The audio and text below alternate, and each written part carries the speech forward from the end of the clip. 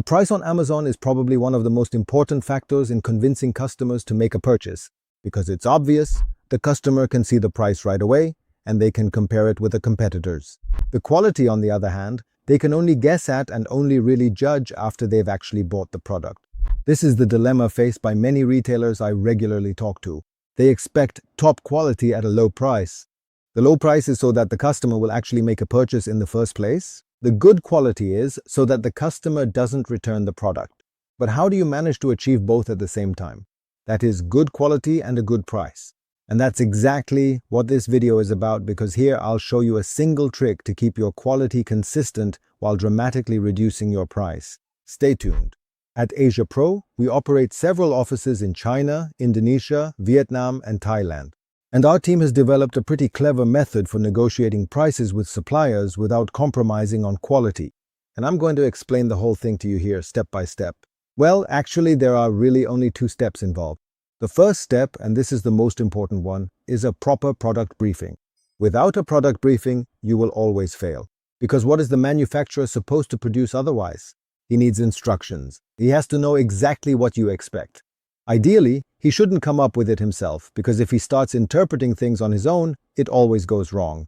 So, no room for interpretation for Asian manufacturers. Actually, for no manufacturer at all, whether in Europe or Asia, everything must be explained in detail, and a proper explanation doesn't mean, I want the same product as the one you found on Amazon with this link, but it should specify which material, what thickness, what weight, and ideally, what color. And please, no RL colors, but rather Pantone colors, or select the correct color according to their color charts. These are the things that are really important so that the manufacturer has a very clear picture. What do you expect? Which raw materials? Yes. Which compliance requirements need to be met? Will a reach test be conducted? Yes or no? Of course, if you don't do a reach test, the material is much cheaper. If you don't place value on other things, for example, with an electrical device, that you don't necessarily expect CE certification, which would, of course, be completely reckless. Naturally, CE certification also costs the manufacturer money, and that's exactly why they have to factor that in. Okay, you understand the system. So, the first thing you need is a really good product specification. You expect an item made from the material in the thickness, in the dimensions, and so on and so forth.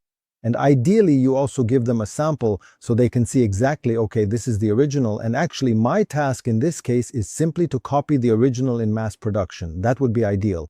If you move into the area of product development, we at Asiapro are also very happy to help you with that. I believe that's also our specialty, developing products together with our customers. Yes, even small things, small specifications that need to be changed from standard products can sometimes really mean an enormous amount of effort. We're your partners in that as well. But if, for example, you have a new specification, then ideally you should provide the manufacturer with a 3D drawing, a precise sketch of what the item should look like. Of course, it's best if it's in digital form so that he can easily visualize it on the computer and develop it together with his development team, which he naturally has at the factory. And of course, the material is also part of that. With this specification, the manufacturer can give you a price. Yes, a reasonable price. Ideally, you talk to several manufacturers, but please, not 20 or 30. You really pick out 5 or 6 manufacturers where you know, okay, they can do something like this. Yes, and out of those 5 or 6, ideally 2 remain, maybe sometimes 3, and then you choose the one who at first gives you the most confidence, or rather, the one you can trust the most to actually get it done. Normally, the prices should be roughly the same with all manufacturers. Here's a little tip. If you inquire with 5 or 6 manufacturers and the prices are completely different for all 5, it's not because the manufacturers have no idea what they're doing. It's because each manufacturer interprets your product briefing differently. And that happens because your briefing simply isn't good enough. In that case, you take the briefing back, revise it again, and send it to the 5 manufacturers once more. And then, ideally, they'll give you prices that are roughly similar. They are never exactly the same, but often quite similar. And then you ask the manufacturer the all-important question, what can you do to reduce the price without compromising on quality? Can we change the material while maintaining the same quality? Is it possible to change the weight while keeping the same quality? What about the packaging? Can it be updated so that ideally we have less shipping volume and can generate cheaper shipping costs? And when you hold the manufacturer accountable like this, he already knows what quality you expect. He also knows what your original idea is, so he will come to you with extremely creative suggestions, something he wouldn't do otherwise. because that's when he actually starts thinking about what can be improved. Maybe you simply chose the material to be too thick, and the manufacturer has the idea to make the material a bit thinner, then it becomes lighter, costs less to ship, but the stability remains the same. Maybe the manufacturer will also explain to you that the packaging is too large. You could make the packaging more compact and thereby possibly reduce shipping costs. The best example is Apple. In the past, the box for an iPhone was as big as a child's coffin. Now it's really super small and of course very efficient to use. It also makes sense, of course, if you explain to customers in your Amazon listing that your shipping box is very small, simply to be more environmentally friendly. You have the 3 suppliers work out their improvement suggestions, and then you look at and compare these 3 proposals. Yes, maybe one has a different suggestion than the other, and maybe the combination of both proposals is exactly the price reduction you need, not only to deliver the best quality in your Amazon listing, but also to generate the best price. So think about that. So to summarize, first, you need a specification, then you need 5 to 7 suppliers with whom you go through this specification. No more than that.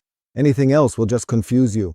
If you notice that the prices from the 7 manufacturers are always completely different, you take your briefing back and revise it, because then it's your briefing that's causing the prices to be so different.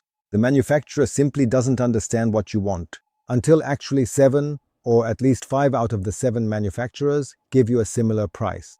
And then you ask the question, what can we change in the specification to keep the quality stable but reduce the price?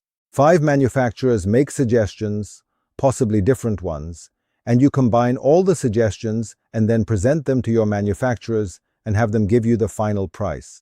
That's exactly how you become competitive in the Amazon listing, even worldwide, and can achieve really good sales with stable quality. Actually, I'm not even supposed to be telling you this.